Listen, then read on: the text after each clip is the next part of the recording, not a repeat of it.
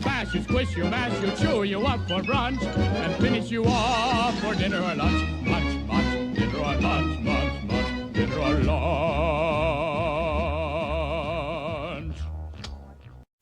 Hola a todos, bienvenidos a Filosofía Clase B, yo soy Oscar. Antes que nada, muy feliz año nuevo porque no va a haber otro video antes. Que la pasen bien, beban, emborráchense responsablemente y todas esas cosas que se dicen siempre en estas fechas. Va a haber un par de cambios menores en mis canales en 2023. No gran cosa, pero va a haber unos pequeños cambios de formato. Los respondiendo comentarios van a pasar a ser quincenales y seguramente más largos. Simplemente porque he visto que funcionan mejor así. Menos videos de más extensión. Cuando esto ocurrió por causas de fuerza mayor, le fue bastante bien a esos videos. Así que vamos a hacer ese formato. En vez de un video semanal va a haber un video más largo cada 15 días. Si esto no gusta, no funciona, volvemos al formato viejo. En el canal principal pienso subir menos videos, más elaborados, videos con una duración de alrededor de 1 hora, o poco menos, o 45 minutos. Como esto implica más trabajo, las semanas que no suba video, porque YouTube no te perdona la inactividad en tu canal, las semanas que no suba video voy a hacer unos directos que han gustado y yo ya le tomé la mano y ya le tomé el gusto. Así que ese va a ser, esos van a ser los cambios, no es que renovamos con todo, pero va a haber algunos cambios. Me dice Antonio Rodríguez que piensa lanzar un canal en el año que empieza, suerte, me pide consejos. Elija bien el tópico del canal, porque un mal tópico, como otras malas decisiones, te puede llegar a acompañar toda la vida. Un buen tópico para un canal, por ejemplo, hablar de filosofía y cine, no es un buen canal, pero es un buen tópico. Te permite hablar de todo sin caer en la anarquía, en el canal que no tiene tópico. Ese es un buen tópico. Un tópico que te restringe mucho, te deja cosas que no podés decir porque sería off topic en tu canal. Y un canal que no tiene tópico, ¿de qué va el canal? Es un tipo que habla. O sea, no... Las dos cosas, hay que evitar esos dos extremos. En algún punto intermedio está un buen tópico. Por ejemplo, vamos a hablar de libros. Este es un canal que habla de libros. O sea, en ese tópico podés hablar de la filosofía Vedanta o de las memorias de una princesa rusa. Dentro de ese tópico podés hablar de lo que se te cante. Y sin embargo hay un tópico. Es un canal que no habla de proteger el medio ambiente. Es un canal que habla de libros. Ese es un buen tópico. 2, use las respuestas en otros, use los comentarios para promocionarse. No, vean mi canal, tenga un nombre, digamos filosofía de película, que indica que su canal tiene contenido y comente en otros canales. Y alguien lo va a ver, mira, este tipo dijo algo que me pareció interesante y su canal debe tener contenido, porque no es Carlos Rodríguez. Eso es una forma de publicidad. Y tercer consejo, paciencia. Los primeros tiempos cuestan. Los primeros tiempos cuestan y yo estuve varias veces por tirar la toalla en los primeros meses del canal. Porque es muy frustrante estar tomando el trabajo de grabar video, de subirlo y ver que no tiene comentario, que no tiene like, que no lo han visto 5 personas y lo sacaron a los 15 segundos. Es muy frustrante. Lo difícil es llegar a los 100 suscriptores. Llegar a 100 millones viene solo. Porque ya estás haciendo lo que te gusta, estás haciendo lo que acostumbras. En un canal grande estás haciendo lo que te ganas la vida. Los 100 millones de suscriptores, como tiene PewDiePie, vienen solos. Lo difícil es llegar a 100 suscriptores. Eso es lo bravo. Suerte. El Picalibro, hablando de canales, de buenos canales, el Picalibro me dice que tiene ganas de ver Pollitos en Fuga 2, que se estrena parece que en 2023. No había visto tráiler ni ninguna promoción.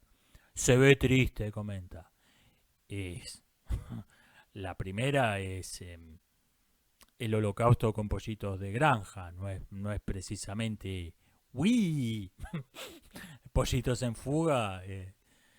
Yo creo que es una buena forma de hablarle a los niños de algo que es muy difícil de hablarlo con pollitos de granja. Creo que hace un buen trabajo. Es complicado, tocar algunos temas de modo que tengan sentido y que no los deje traumado para el resto de la cosecha, no es fácil. Creo que Pollitos en Fuga 1 hizo un buen trabajo. Tengo algún temor de lo que vaya a hacer Disney en Pollitos en Fuga 2, pero bueno. Pero sí, esa le añadiría a mi lista. Vamos a darle un vistazo a esto. Me dicen, hablando de Roma, me dicen que conocen a una persona que trabajó en una película de Disney y volvió con el chip insertado en la nuca. Yo esto lo vi con un colega youtuber. No voy a decir su nombre ni su nick ni dar muchos datos porque no quiero hacerlo de un ataque personal esto. Pero hizo un trabajo un trabajo como tercerizado para una tercerizada de Disney. O sea, se puede discutir un rato si trabajó para Disney. Cobró unos $10.000 por eso, que es buena guita, pero no es algo que te vaya a cambiar la vida. No es algo que le cambió la vida. No, es una changa bien paga. En una semana para otra era otra persona. Era estos tipos que hacen video respuesta, pero no de, no lo puedo creer, sorpresa mal actuada. Estos tipos que hacen video respuesta divertida, que te hacen reír. En 1 o 2 semanas era, bueno, que vivimos en una sociedad racista donde las mujeres viven oprimidas por un machismo estructural. ¿Qué le pasó a este tipo? En 2 semanas le habían lavado la cabeza por completo, era otra persona. Y repito, hizo una changa, bien paga, hizo una changa changa es un trabajo esporádico en negro, no sé cómo le llaman en otros países. Hizo una changa para una tercerizada de Disney. De terror, no de terror, la capacidad de lavar cabeza que tienen esos tipos es increíble. Me piden que les recomiende una película sobre el zombie filosófico. Creo que Ex Machina de Alex Garland hizo un buen trabajo. Es muy difícil tocar el tema en el cine, porque un personaje en una película de cine es un zombie filosófico. Es alguien que habla, que actúa, que llora, y sin embargo no es nada, no tiene conciencia. El actor sí, obviamente, pero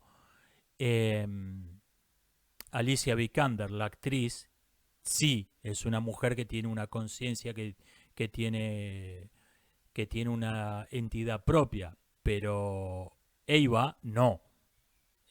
Pero no solo que Eva no, los otros personajes, los humanos, también son zombies filosóficos. Por eso es muy difícil tocar el tema en una película. Y además las personas que no leen sobre filosofía, la mayoría todavía no han entendido el asunto. Dentro de unos años va a empezar el zombie filosófico, va a dejar de ser una cuestión de nerds de la filosofía y va a ser un tema que se discuta en las pizzerías. Pero todavía la mayoría no entendió el asunto. La mayoría todavía no entendió de qué se trata. Y les recomiendo Sueñan los androides con ovejas electrónicas.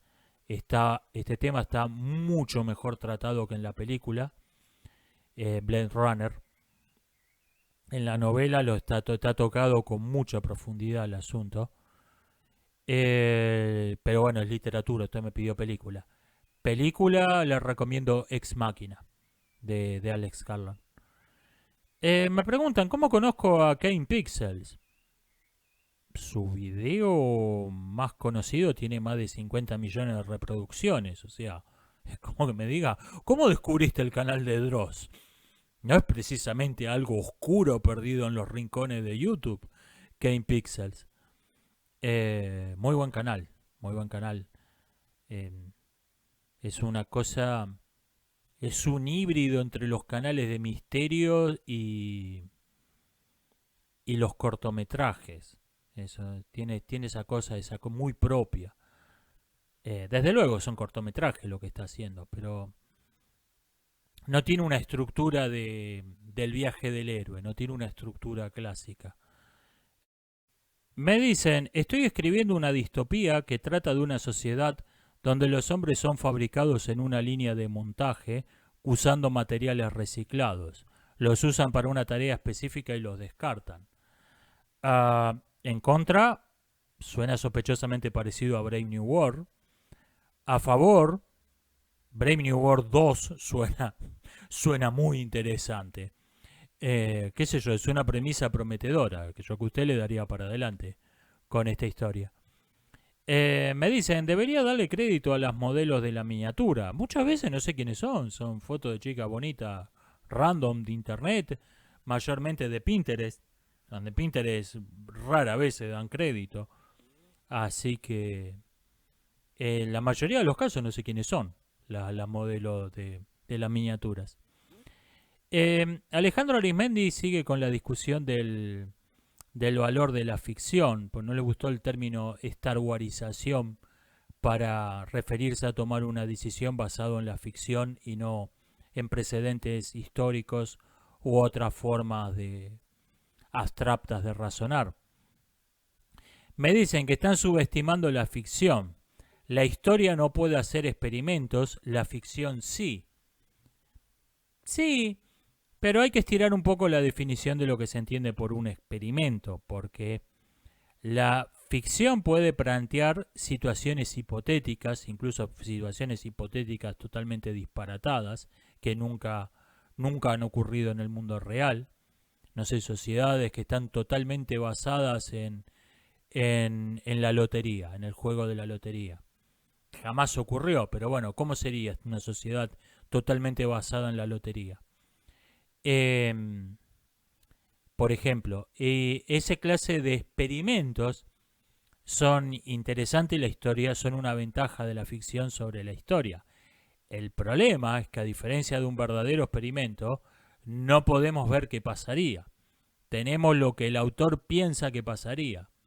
Si es honesto el autor, nos dice lo que realmente cree que pasaría. Y si no, por ejemplo, si está tratando de hacer propaganda para el partido X, nos dice lo que queda bien para su línea ideológica. Pero en ninguno de los dos casos tenemos ¿qué pasó acá? No tenemos esas verdades totalmente contrarias a la intuición que nos suele deparar el mundo real. En ese sentido, la historia es irreemplazable, porque la historia es lo que pasó de hecho. Es verdad que la historia no puede hacer experimentos. Básicamente, el 99% de la epistemología histórica trata acerca del tema de cómo reemplazar a los experimentos. Bueno, vamos a comparar una sociedad con otra. Vamos a comparar dos sociedades completamente distintas que aplicaron una misma política. Básicamente el 99% de la epistemología histórica trata sobre cómo reemplazar a los experimentos. O sea, sí, ese es el punto débil de la historia, pero el punto fuerte es que pasó realmente. No es lo que cree el autor que pasaría, que este es el punto débil de la ficción.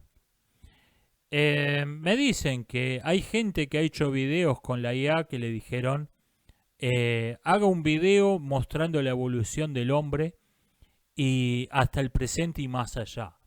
Y empezó con un mono, con un chimpancé actual, o sea, desde la primera imagen te muestra que la IA no entendió la idea de la evolución. que se va transformando en un hombre actual y después sigue y se convierte en un robot. Y Máquina decía, oh, la IA nos está diciendo, está profetizando que los seres humanos en el futuro nos vamos a convertir en robots, etcétera, etcétera. Yo creo que van a surgir un montón de supersticiones con esta tecnología. ¿Por qué? Porque es algo que impresiona y que la inmensa mayoría no entiende. O sea, al no entender cómo funciona, pero ver sus resultados asombrosos, ahí va a aparecer ese es el combo que te lleva a la superstición. Por eso nuestros antepasados primitivos tenían toda clase de supersticiones acerca de los relámpagos, los volcanes, porque no sabían lo que eran, pero veían que era una cosa wow, veían que era una cosa impresionante. Hoy la mayoría sigue sin saber qué es un relámpago, pero sabe que hay gente que sabe y que son algo, y le dijo que son algo bastante aburrido, que no son algo muy distinto de meter los dedos en el enchufe, un relámpago. Entonces perdió el interés. Ya el relámpago no es, oh, los dioses deben estar enojados lanzando chispas. Ya no hay supersticiones. Entonces las nuevas supersticiones van a aparecer con la tecnología. Esto ya lo estamos viendo. El 9 de 10 fenómenos sobrenaturales captados en cámara, si vos entendés cómo funcionan los instrumentos con que captaron esos fenómenos sobrenaturales, o son perfectamente naturales o son fraudes. O sea, por ejemplo, sacamos una foto y cuando la revelamos nos encontramos con que había un fantasma. A ver, una cámara fotográfica es un instrumento que está diseñado para imitar el funcionamiento del ojo humano. Por lo tanto, la cámara fotográfica no puede captar nada que no captó el ojo humano. Eso es un fraude. Y si no, por ejemplo, alguien le sacó una foto con una cámara digital al hijo y está el reflejo en el espejo y está el hijo con los ojos cerrados y en el espejo tiene los ojos abiertos. Eso, si vos sabés cómo funciona una cámara digital, no hay ningún misterio. Porque la cámara digital toma como 10 fotos una detrás de otra y lo que te da es básicamente un video muy rápido, no una foto propiamente dicha. ¿Por qué? Porque de este modo aumenta la resolución 10 veces. Son 10 fotos juntas. Tenés los píxeles, te los multiplica por 10. Y a veces capta, normalmente no lo notás, pero a veces capta cosas raras, como que el niño estaba parpadeando y salió parpadeando en la imagen de él, pero en el reflejo en el espejo ya tenía los ojos abiertos, porque fue una milésima de segundo. Y el resto de los fenómenos sobrenaturales se explican por ratas. O sea, en estos videos, oh, escuché ruido, subí al ático y cuando revisé la filmación vi que un muñeco de plástico en el fondo se movía. Tengo que llamar a un parapsicólogo, tengo que llamar a un exorcista. No, llama al fumigador, llama a control de plagas. Tenés ratas. Otra cosa que tienen en común todos esos videos sobrenaturales, nunca vi un video sobrenatural filmado por alguien que tenga gato. Nadie tiene gatos. Ok, correlación no implica causalidad, pero es sospechoso. Así que bueno, me fui por las ramas, pero sí, va a provocar toda clase de supersticiones la inteligencia artificial, porque es algo, oh, miren la imagen que creó, cómo funciona, no tienen la menor idea. No tienen la menor idea. Ya existió la que Sábato llamaba la superstición de la ciencia, porque es esta idolatría ante algo que parece magia, porque se ven los resultados pero no se entiende cómo funciona. Incluso se desprecia por completo la forma de pensamiento que llevó al ferrocarril, a la aspirina. Pero está en el ferrocarril la aspirina, que wow, esto es mágico, esto es milagroso. Respuesta sí, va a haber un montón de supersticiones. Que las IA profetizan el futuro, que las IA están poseídas por demonios.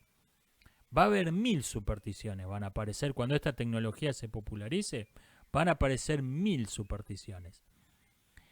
Me dicen, podría ser un top de religiones.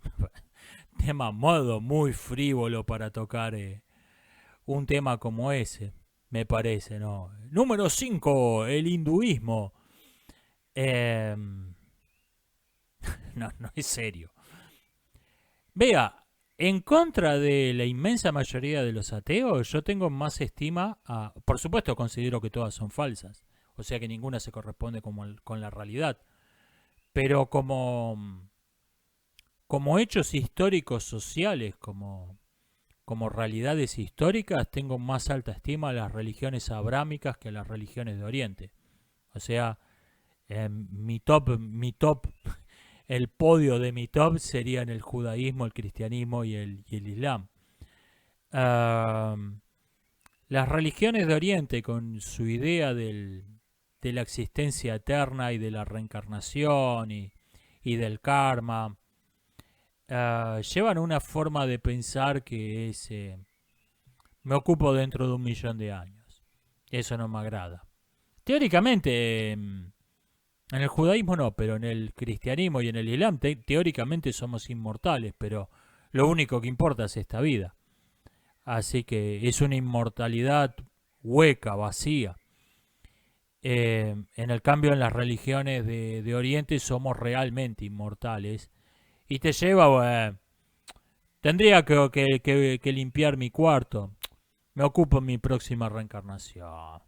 O sea, tienen esa cosa que no me gusta mucho.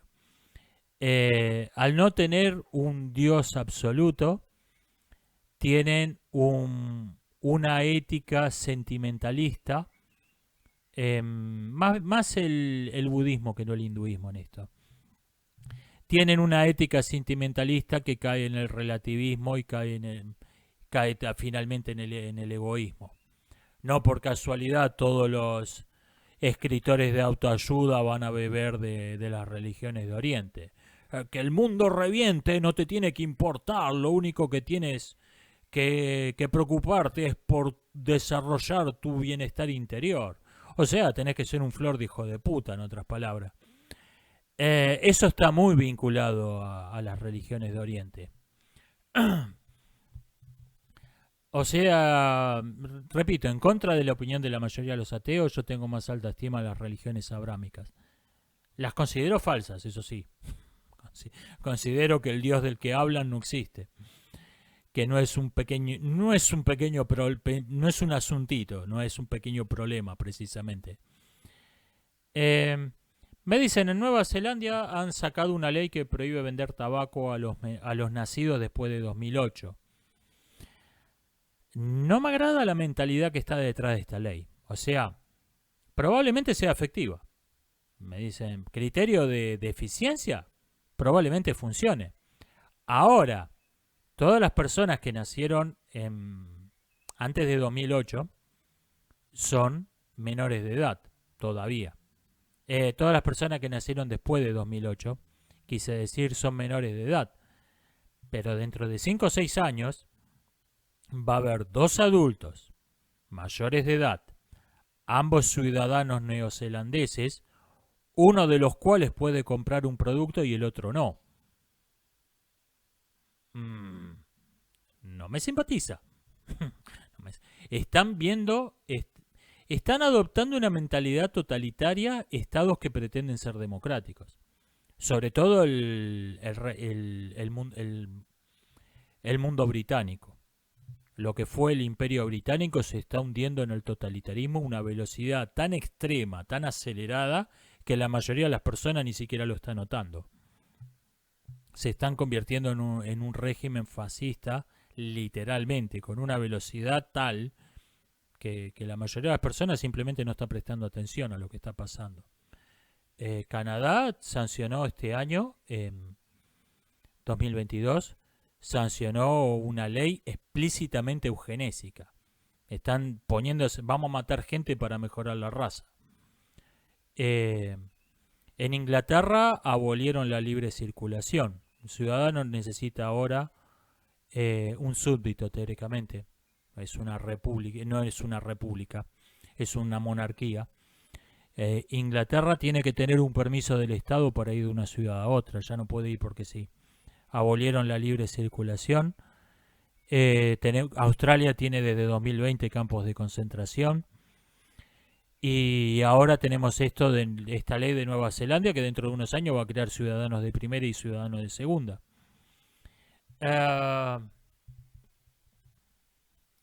Estamos en tiempo difícil. Estamos en tiempo difícil. Me dicen, ¿África es algo así como una Sudamérica 2.0? En algunos asuntos. Son países ex colonias europeas. Alguien decía, y me parece que señalaba un buen punto, que Sudamérica tiene una gran ventaja sobre el resto de las ex colonias, del ex mundo colonial, y es que las fronteras tienen sentido. En Sudamérica, por ejemplo, no conozco mucho de Centroamérica, en Sudamérica las fronteras son razonables, porque la colonización española se hizo con muy pocas fuerzas, entonces adoptaron estructuras que estaban de las sociedades aborígenes. Por ejemplo, te convirtieron el imperio quichua en el virreinato del Perú, por ejemplo, el ejemplo más obvio.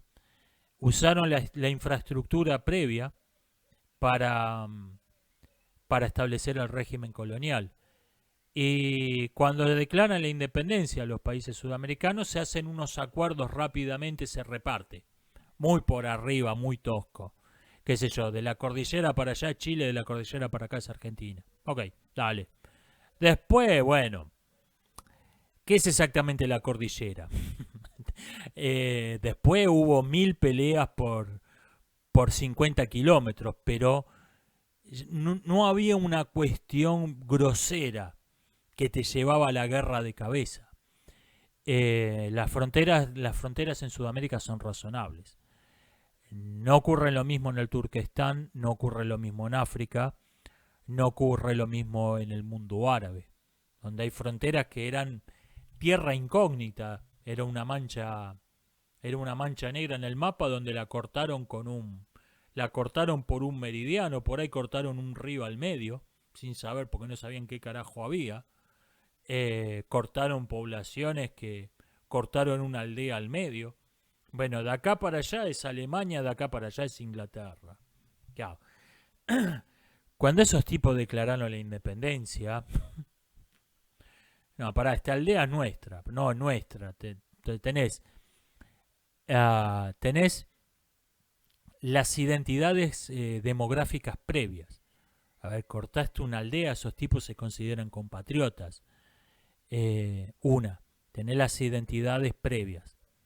2, tenés la frontera de la administración colonial, que te creó un gobierno central que estuvo construyendo rutas, haciendo obras públicas, te estuvo gobernando un siglo.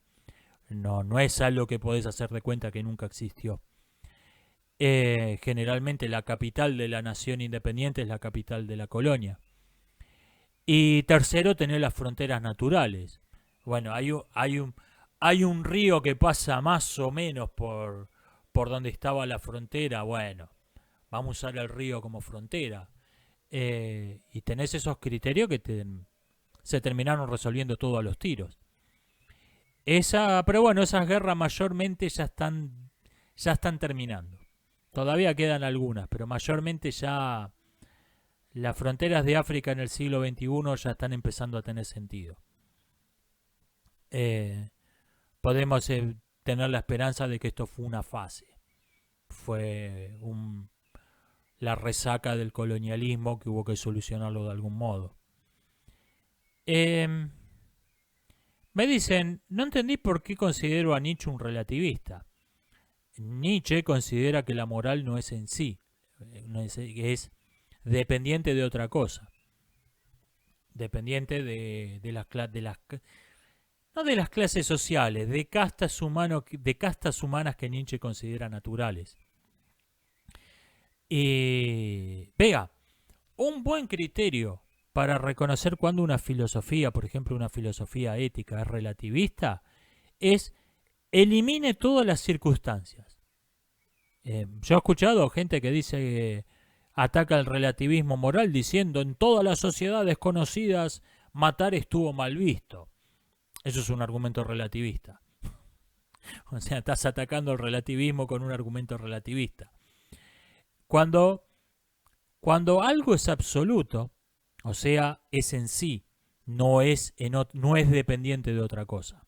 No es dependiendo de otra cosa, si otra condición se da, es. No, cuando algo es y punto, eso es absoluto, uno puede eliminar todas las circunstancias y eso sigue siendo válido. Por ejemplo, 2 más 2 es 4.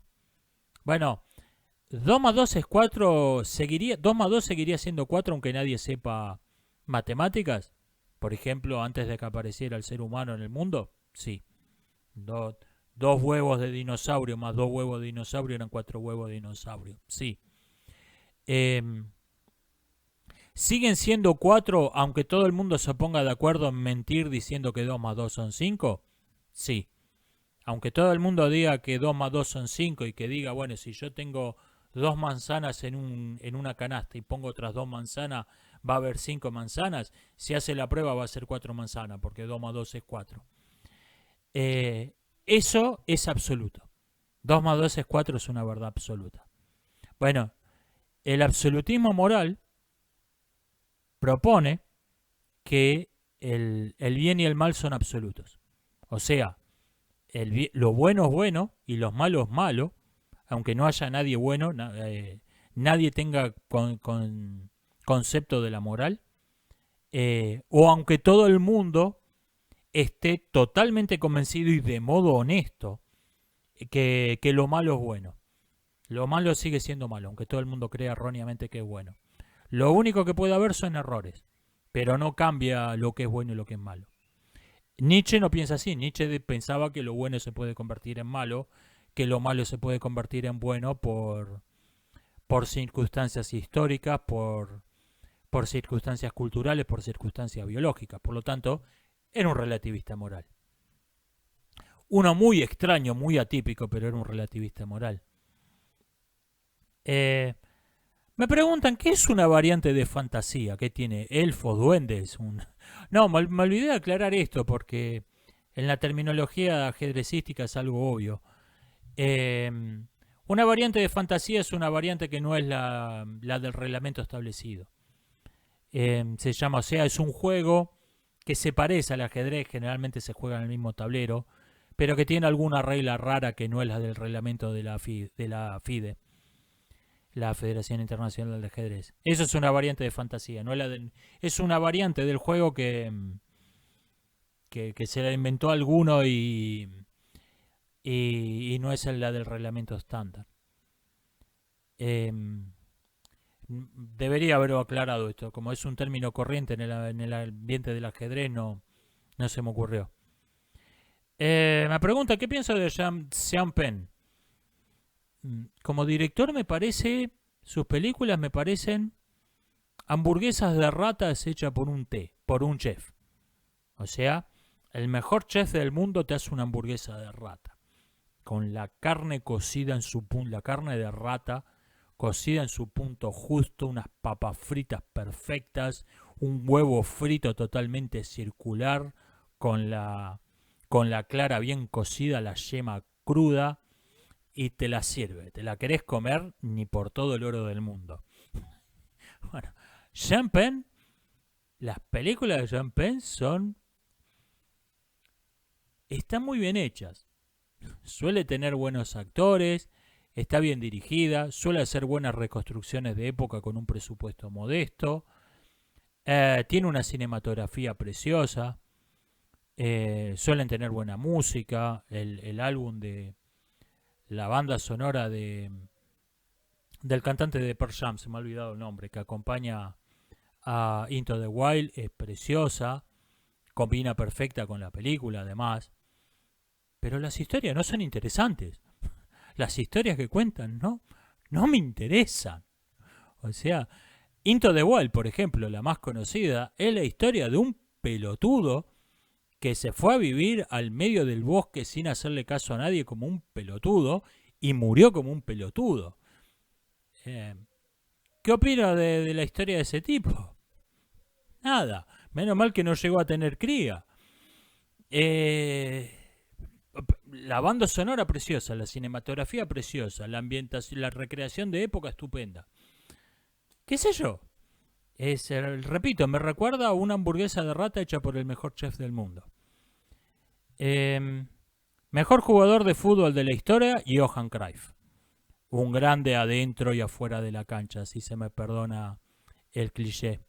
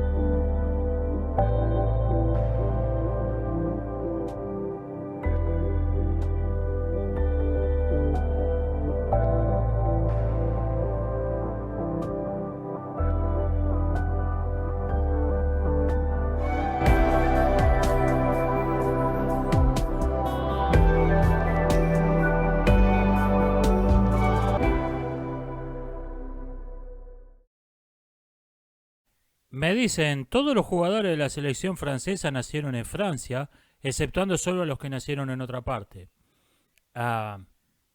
Ok, si tiene usted razón. O sea, sí, le creo. Mire si le creeré lo que me está diciendo, que ni siquiera voy a ir a chequear a ver si eso es cierto. Lo voy a dar por sentado que es verdad. Que todos nacieron en Francia, salvo los que nacieron en otra parte. Me dicen que otra regla razonable sería para los mundiales de fútbol que no jueguen los jugadores, que no puedan jugar los jugadores que nacieron en las colonias. A ver, dos cosas acá que me hacen mucho ruido. Una, estás tratando a las colonias como si fuesen una institución legítima.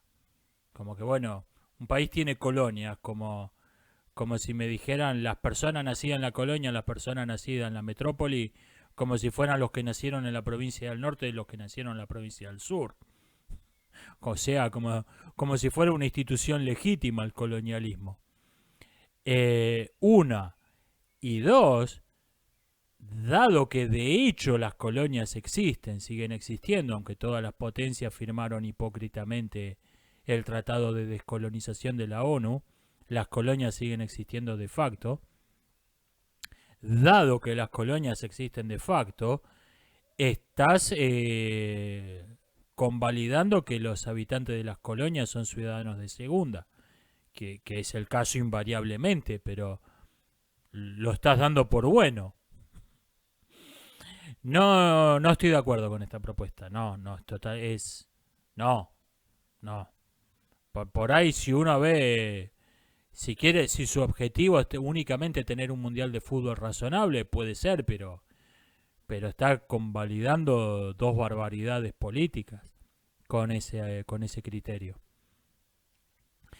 Leonel Álvarez me dice que puede ocurrir que una sociedad haya olvidado su pasado, que tenga solo algunas vagas leyendas al respecto, pero otra sociedad que tiene mejores documentos históricos lo recuerda. Sí, me dice que en España algo así está ocurriendo, que hay un discurso tipo el último samurái respecto de la época de la invasión musulmana, de la ocupación musulmana. Invasión es un término, estamos hablando como si los modernos estados de España y de Portugal hubieran existido. La ocupación musulmana de la península ibérica durante la Edad Media está siendo vista como el Japón el Japón idílico, utópico del último samurái.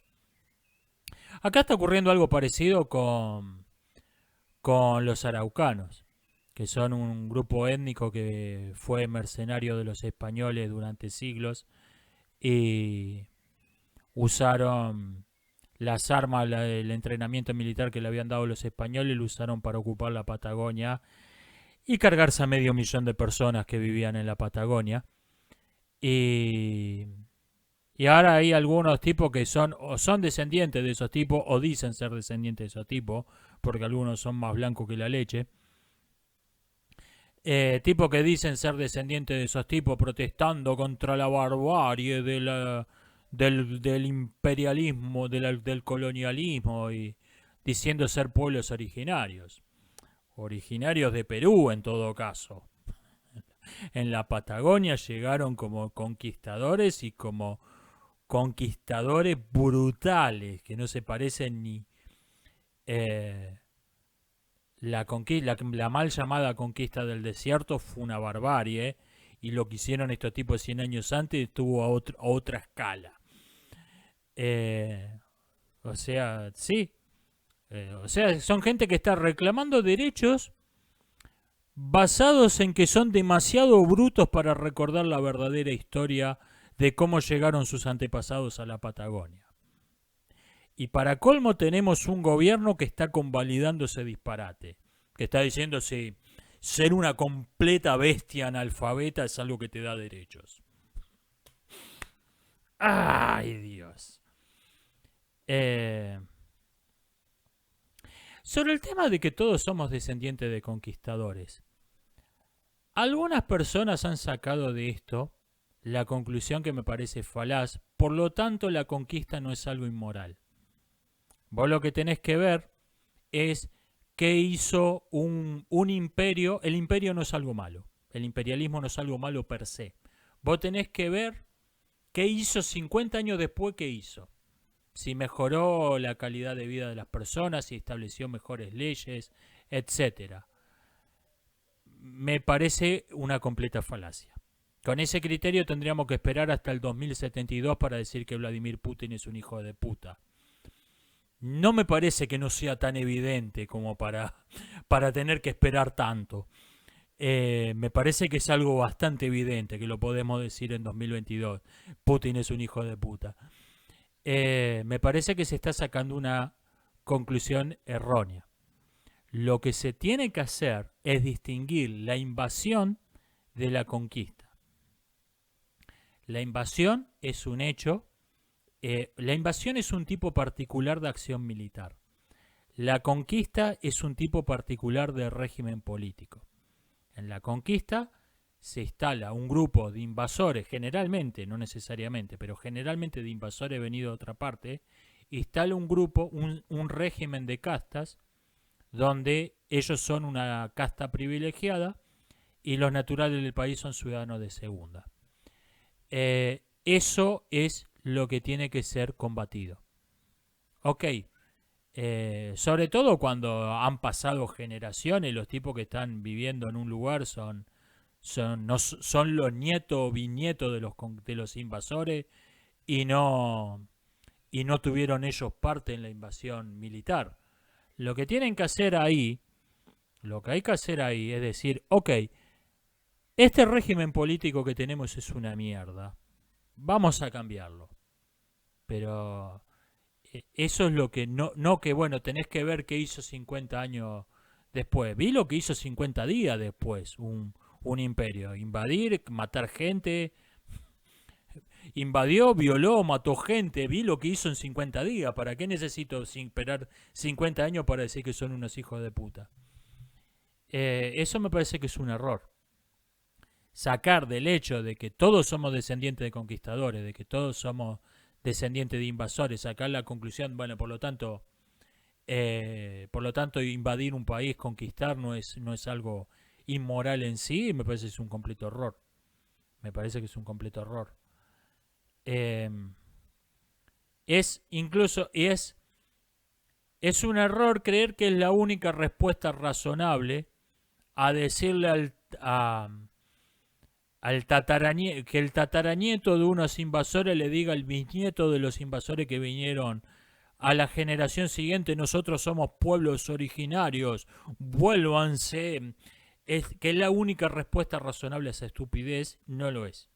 No lo es, no es la única respuesta. Me preguntan qué pienso del nihilismo meteorológico. Honestamente no tengo la menor idea de qué es eso. La verdad no sé. Me dicen que Apocalipto es una excepción a la regla del mito del paraíso perdido. Discrepo.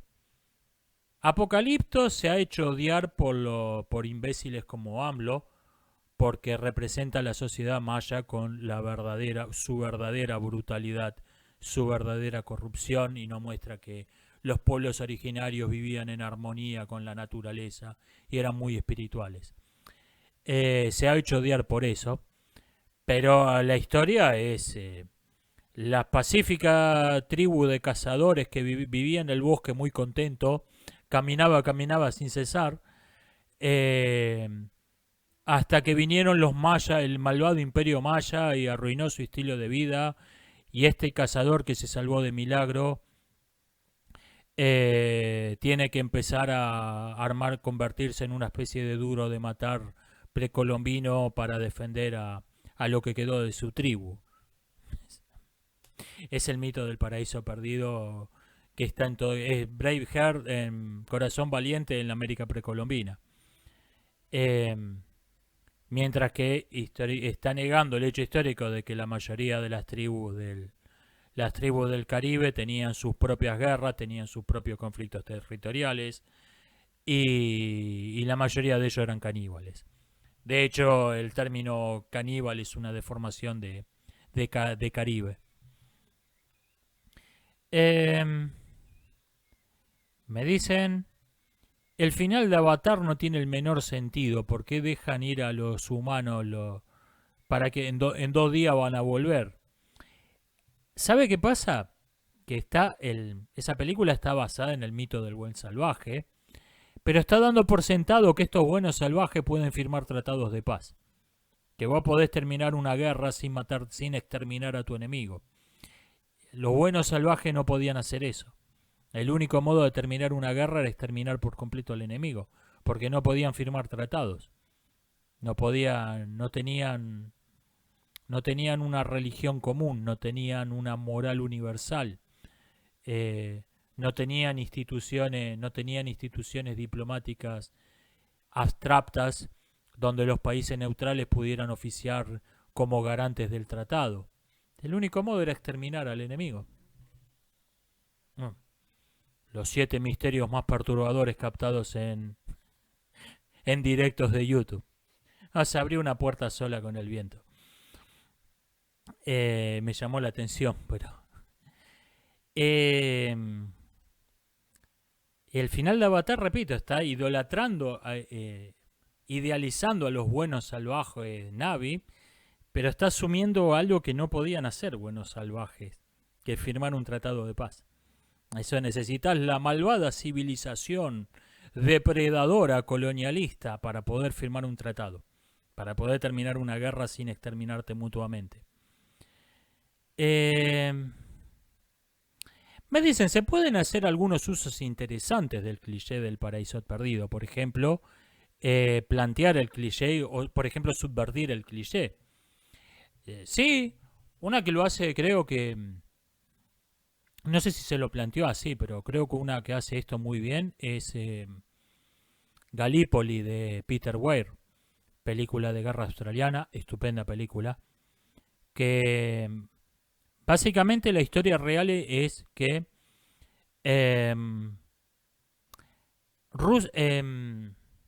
Rusia le declaró la guerra a Alemania porque un nacionalista serbio asesinó a un rey de Bulgaria. Por lo tanto, Inglaterra le declaró la guerra a Alemania. Por lo tanto, los australianos invadieron el Imperio Otomano. Ese fue básicamente el hecho real.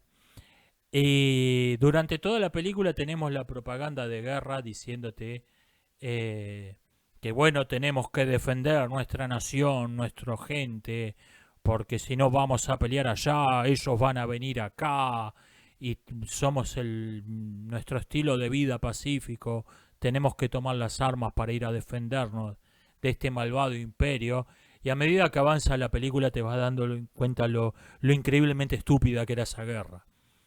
Eh, Ahí creo que está muy bien manejado. Está, tenés este tipo que se acaba de enlistar en el ejército y busca un diccionario de geografía, busca en el mapa con dónde carajo queda donde van a ir a pelear. Tenés ese tipo de escenas. Ahí creo que lo usaron muy bien. No sé si fue intencional esto, si fue consciente. Em, o sea, plantear el mito del paraíso perdido para destrozarlo después. Eso creo que es interesante, difícil.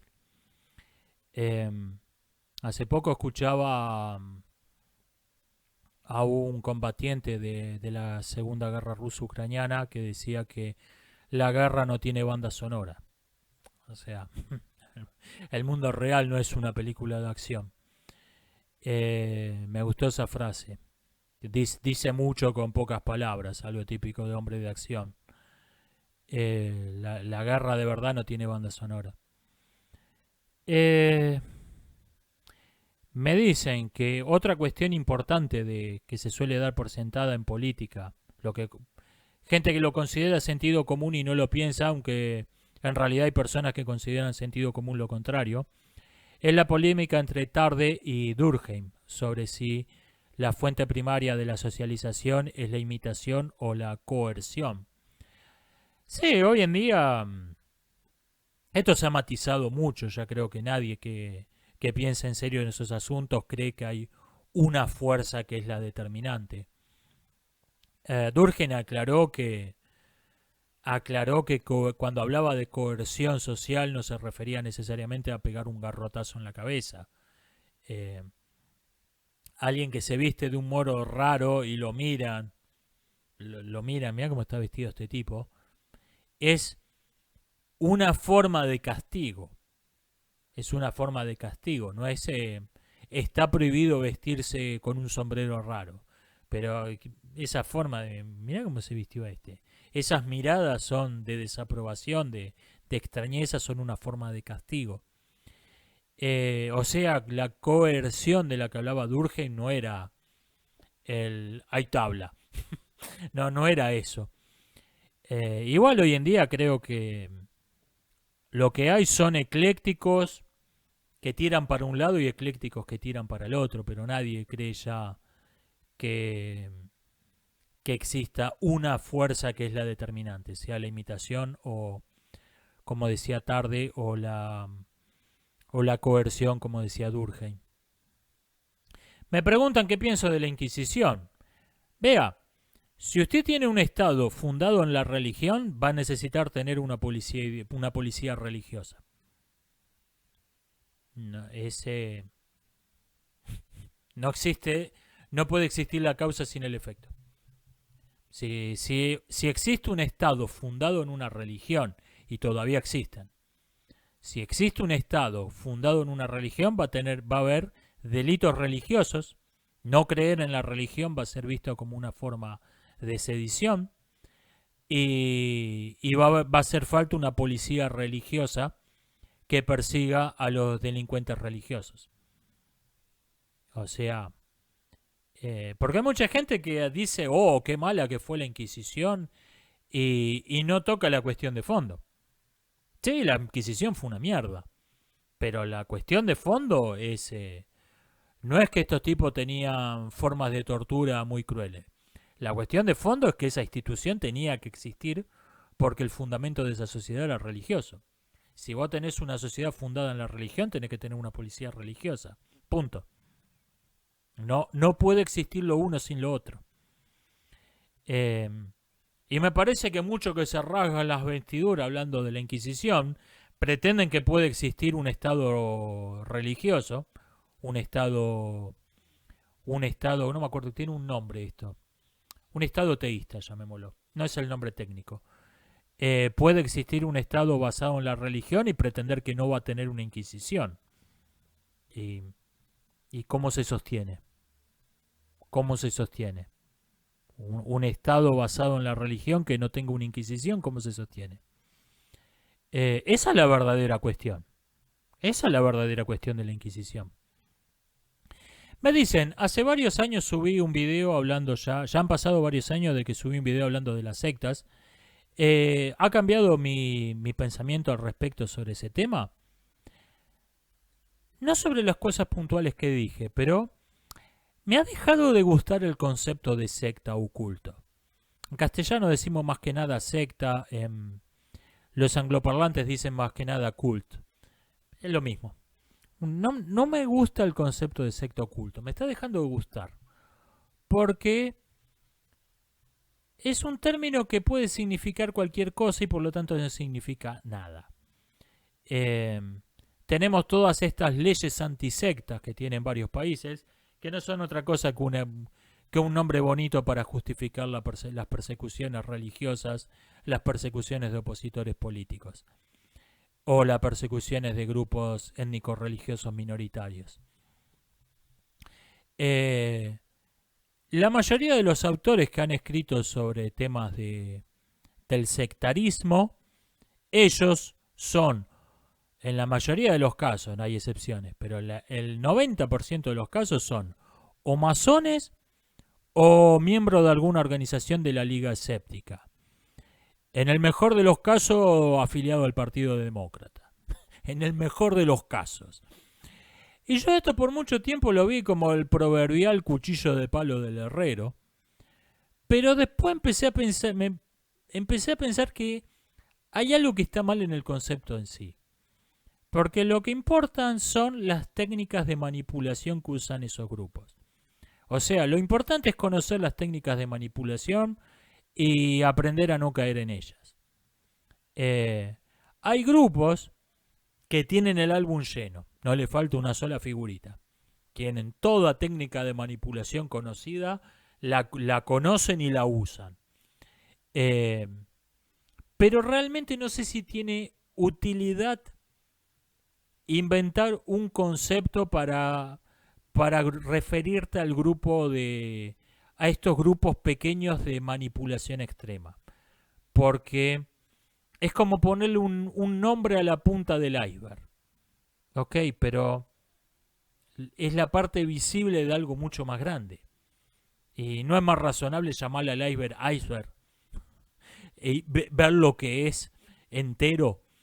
Están estos grupos extremos como la puerta del cielo, digamos, por la cienciología. Pero esos tipos son la punta de algo mucho más grande, mucho más cotidiano. Y el concepto de secta tiende a favorecer esta visión de grupos raros, minoritarios, viviendo aislados en medio del desierto. Y no, las técnicas de manipulación que usa la cienciología te la encontrás en cualquier noticiero cuando prendés la televisión. Exactamente la misma técnica. Así que me ha dejado de gustar el concepto de secta. Creo que tiene más sentido, es más útil enfocarte sobre todo desde que se empezaron a promocionar las leyes antisectas. Me dejó de gustar cada vez menos. Creo que es más útil hablar de cada técnica por separado, de cada técnica de manipulación por separado. Cómo funciona, la psicología que hay detrás, etcétera. Creo que eso tiene más sentido. Esto ha sido todo por hoy. Nos estamos viendo. Feliz 2023.